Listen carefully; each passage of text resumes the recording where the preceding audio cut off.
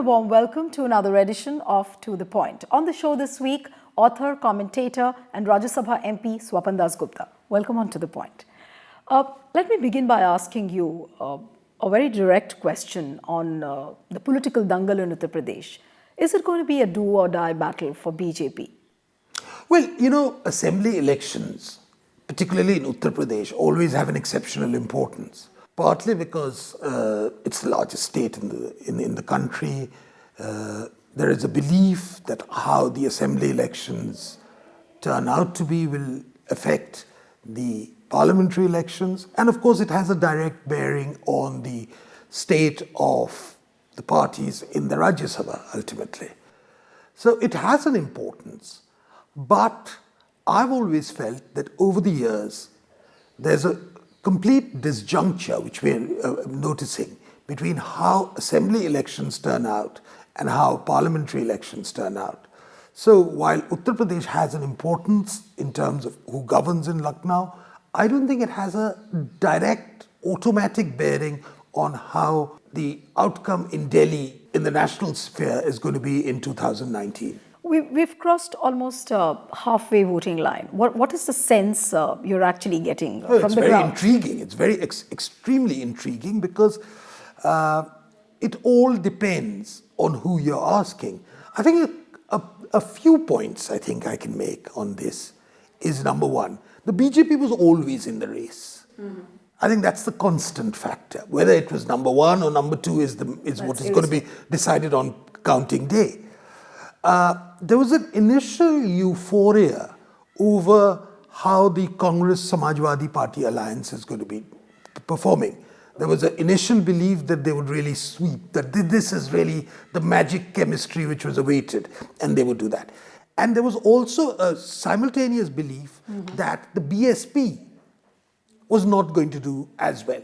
Now, the latter two assessments have all been revised. Are you hinting at the fact that BJP has no reasons to worry because of the Congress and the Samajwadi Party coming together? Of course BJP has every reason to worry. You see, the BJP depends on where it starts from. If BJP is going to, if you take 2012 election as the base point, right, then I think we can certainly expect a spectacular improvement in BJP performance. But if you take 2014 Lok Sabha election, I'm very skeptical of whether BJP can actually perform that well. And that's really what I say. There is a difference between assembly elections and Lok Sabha elections. But the BJP is certainly going to do significantly better than it did in 2012. So the people within the party, they are taking the base as 2012, but the analysts and the experts are going to take 2014 as the mark. This is one of those things about statistics. Depends on which is going to be your point of entry into this whole thing. Yes, those who it depends on the results. Now, of course, if the BJP wins, that's only going to be academic as to how they won. But of course, if it doesn't win, then people will say, oh, you did worse than 2014. Of course, I think it can be said that they're not going to do as well as 2014. But the question is 2014 the fair starting point of this?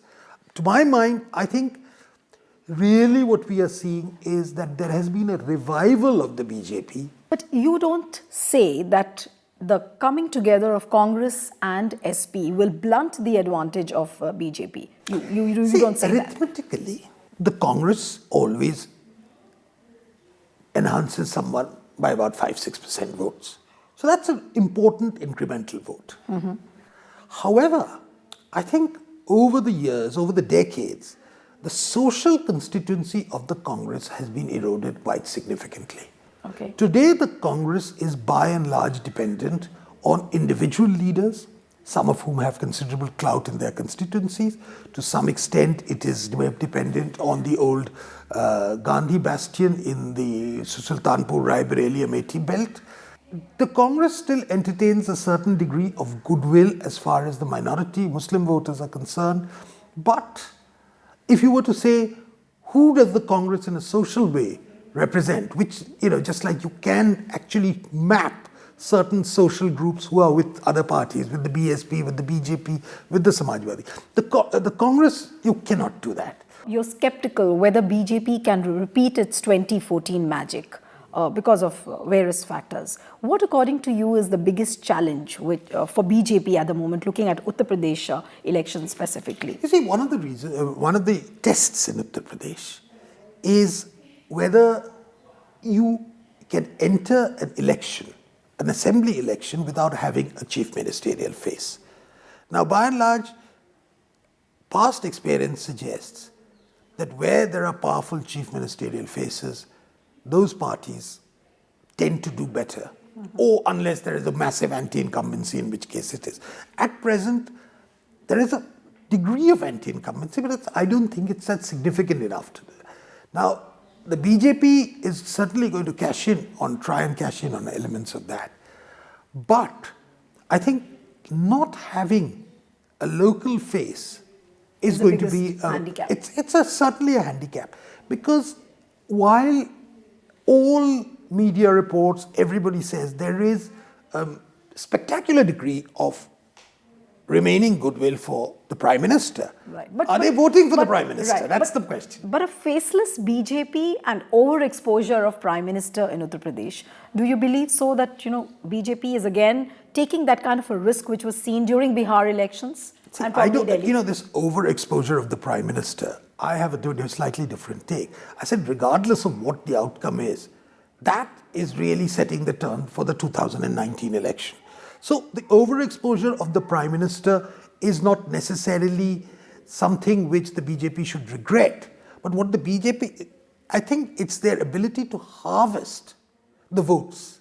That a goodwill for the Prime Minister in an assembly election does not always automatically result in a vote for the BJP. Whereas I am pretty much sure that in a parliamentary election, that is what is going to happen. If there is goodwill for the Prime Minister, it will reflect, because they are electing a Prime Minister.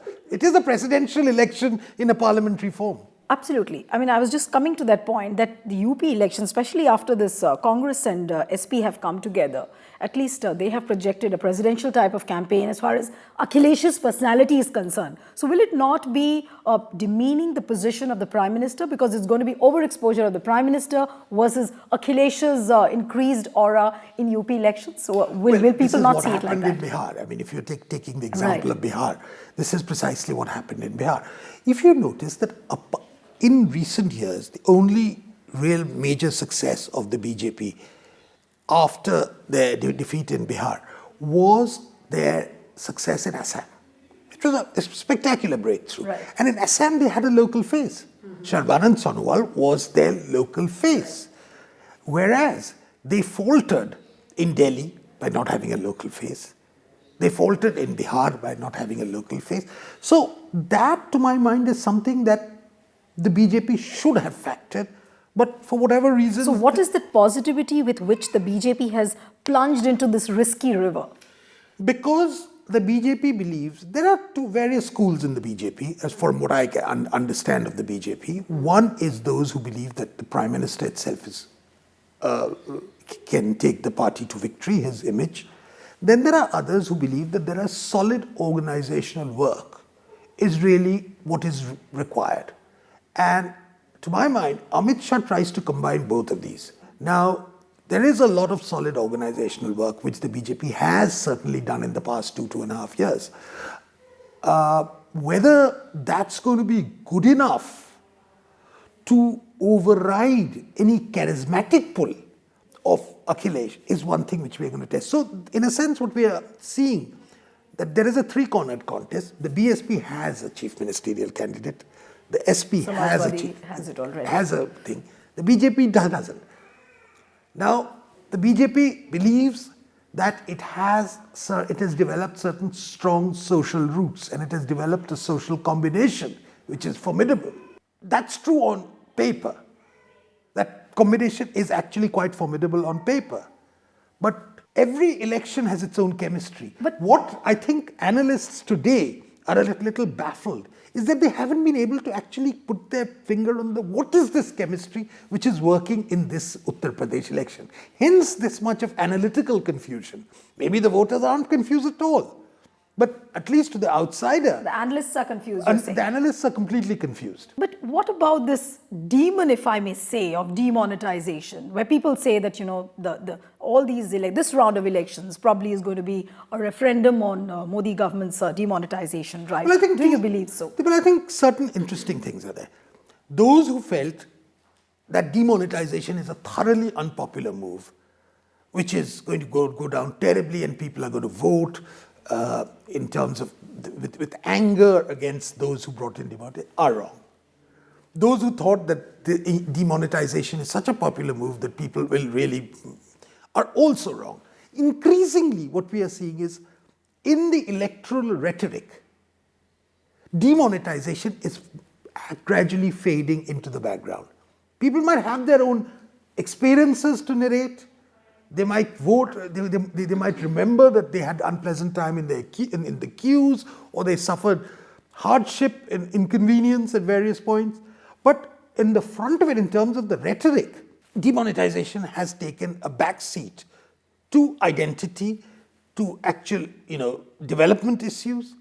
So demonetization is there, but it's probably not the determining factor. Okay, but what I want to understand from you is that in the past also, we have seen that when there is a wave, obviously, it's very clear for the voters which party to vote for. In 1991, for example, BJP has crafted social alliances earlier as well. And in 2014 was the most stark example. But these social alliances work only when there is an overriding theme. For example, in 1991, you had a Ram Temple issue. In 2014, there was a clear and a very apparent Modi wave on which the people voted. During this round of elections, what is that overriding theme on which the people will really vote for? I wish I knew the answer. I wish I knew the answer, really, because it seems to me that the trend, and Uttar Pradesh is a huge state, the trend in different parts of UP are very, very different. And there's no uniform theme. There's no singular thread which is running through all of UP. Now, in certain parts of UP, we know that law and order is a very important point. In certain parts of UP, the development or the lack of it is an important point. In certain important towns and things, it's a question of identity, and particularly there might be even a sharp communal polarization in certain parts. So there are these patchwork things which are working. Now, I'm yet to find a singular theme. Now, what Akhilesh and Rahul Gandhi tried was to make that into the theme would be Akhilesh. It's not that the attempt has been unsuccessful, but I don't think it has captured the imagination to the extent they believed it would. What analysts till date are talking about is the family soap opera within the Samajwadi Party which played out, and looking at the timing just coming before the elections. As an analyst, what do you feel? Was it really choreographed, or was it really done with an eye to, give a leg up to Akhilesh's image, or probably diverting attention of the people from his weaknesses and his incompetencies? How would you look at it? Well, it's always very tempting in India to believe in conspiracy theories and to believe that, okay, this was a diabolical, well-choreographed thing, the Samajwadi Party suffering anti-incumbency, therefore create a situation where Akhilesh, and you had this whole thing about 5 chief ministers. No, but Samajwadi Party always has a precedent of, creating this kind of a drama. Therefore, it's very tempting. But what basically appears to have happened insofar is that there are genuine problems they have with each other. And it's not so much what the problems were within the family of Mulayam Singh Yadav, the larger extended family of Mulayam Singh Yadav. I think it's the success with which this was spun to the larger world. Okay. So what came out was that here is a young boy trying to get out of his father's shadow.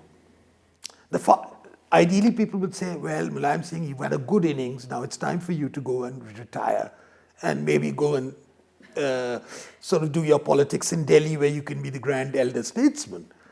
So, and then you can, it's all sort of a Mahabharata type thing which happens in Indian melodramas. So someone is presented as the evil uncle. That's an interesting analogy you give it. But if you talk about Mahabharata, is he going to be not now looking like a defeated general, or is he going to be the Bhishma Pitama of the party? As many have already started, writing about it. Mulayam Singh's importance in politics is very much there.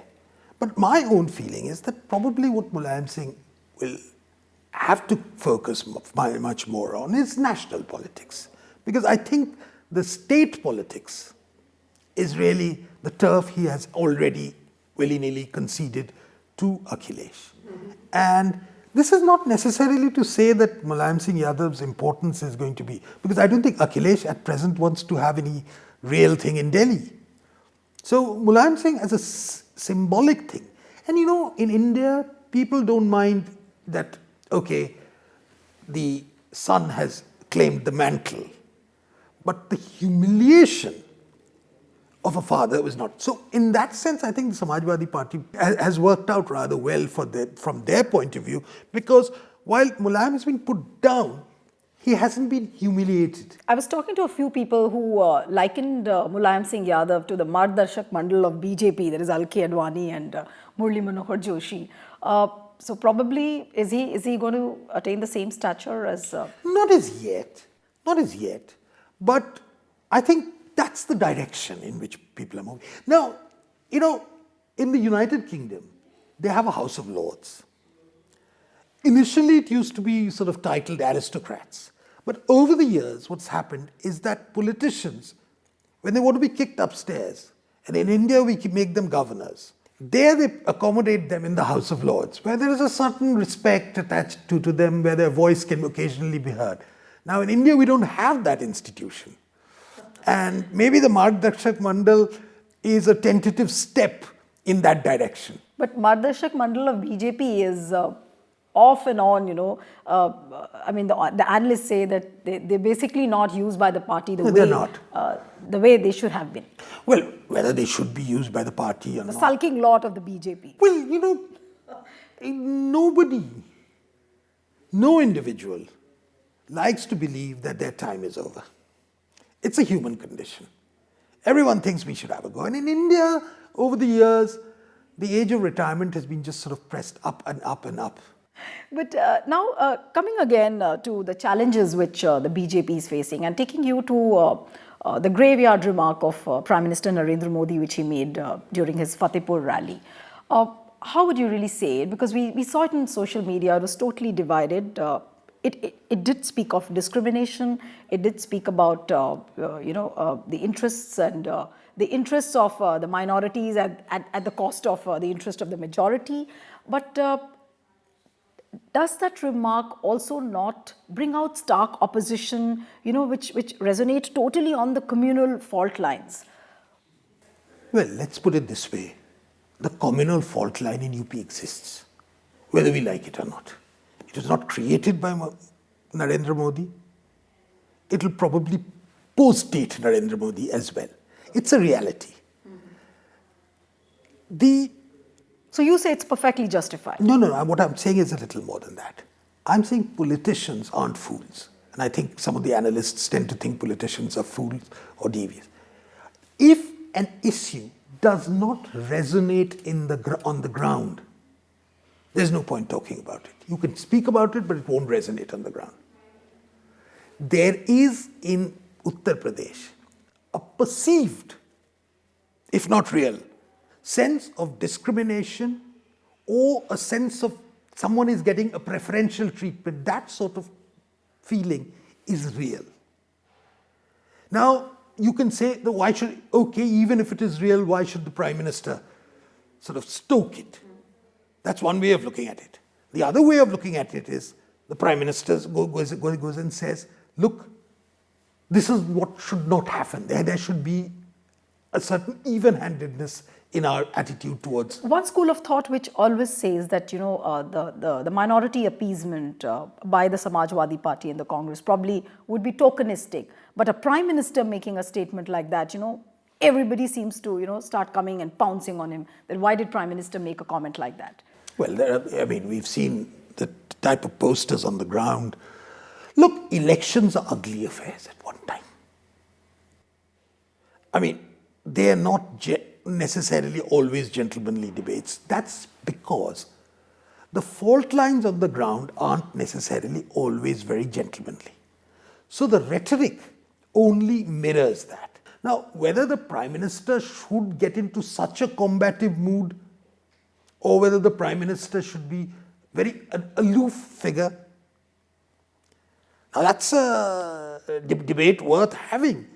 But Mr. Modi loves a fight. But I remember having read one of your columns where you did speak about the fact that whatever the political parties are saying, but one thing where Prime Minister Narendra Modi has succeeded is the fact that he has projected himself as an agent of change. So is he not taking 2017 UP battle as the battle for himself right now? He's talking about the larger battle of 2019, where probably there's a total transition of image probably will happen from the Hindu Hriday Samrat now to the Messiah of the poor. Is he looking at a transition of image like that? There are multiple images which are projected. Even in 2014, there were various images of Narendra Modi which was in circulation. What Narendra Modi has successfully done, and this is in anticipation of 2019, one, he has made himself the issue. Number one. Number two, that he has successfully conveyed the impression that India is on the cusp of major change, or India is experiencing major change. Now, some people like that change, some people don't like that change, some people are happy that change is happening. So, which means that demonetization was not a political risk which he took. He deliberately did it with an idea of change in the mind, keeping in mind the 2019 larger battle. He has that in mind, and he also had, and this is something which he deeply feels about it, that India must be brought into the 21st century, never mind what the political and other risks are. Mm-hmm. And I think there is that sense of absolute determination, so bulldozing sort of thing. The demonetization exercise was part of a larger exercise against black money. Now, which is one of the most formidable challenges which any politician can take, because it's very easy to take the easy way out.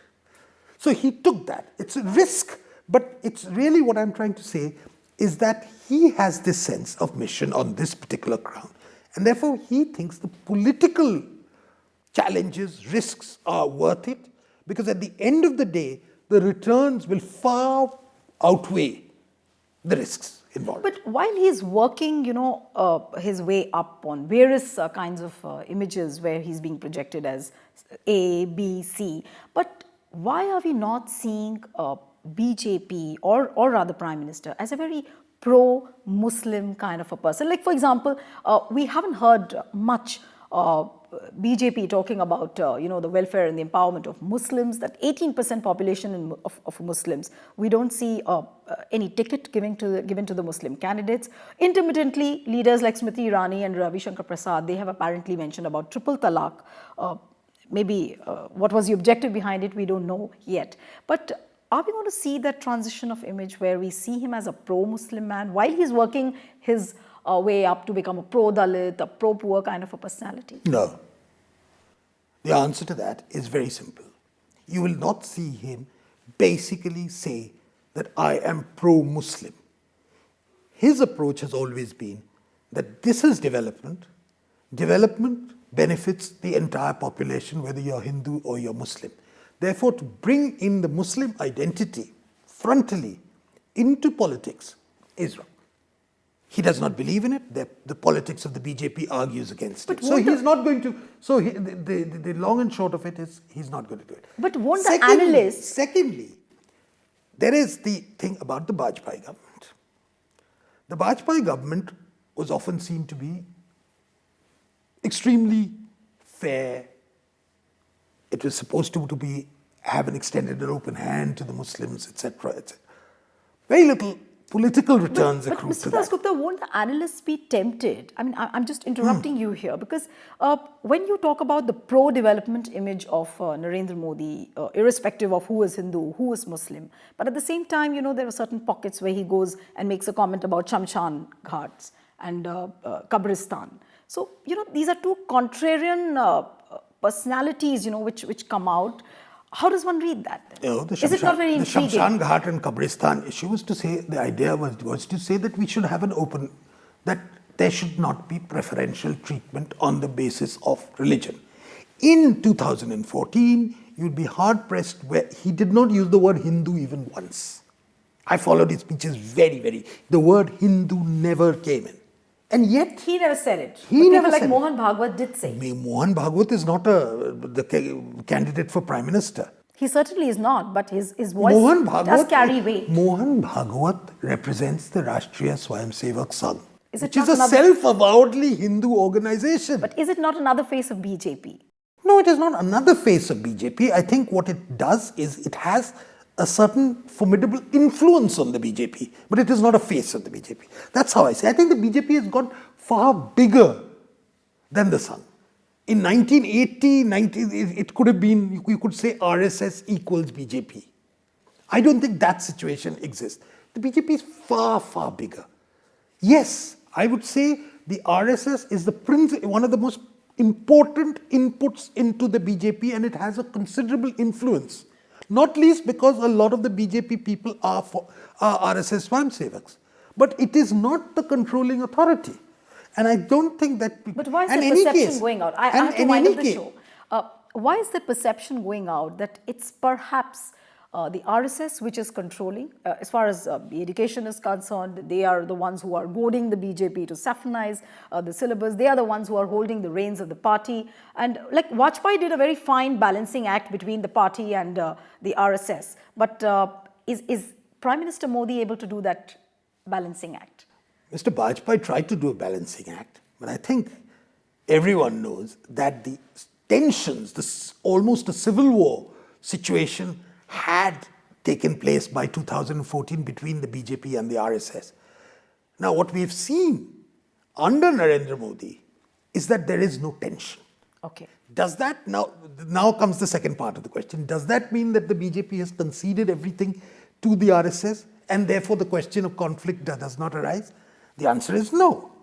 But I'm sure you will be asked this question time and again about the balancing act between the party and But I think RSS. it's quite clear in this case that Narendra Modi is the boss. Okay. That I think has been established quite firmly. So 11th March is the counting day. That's going to decide a lot. Of course, as the old adage says, that the road to Delhi is via Lucknow. So we'll have to look forward to what happens on that day. Thank you so much, Mr. Dasgupta, on coming To The Point. So that's it on this episode of To The Point. See you next time with another personality. Goodbye and thanks for watching.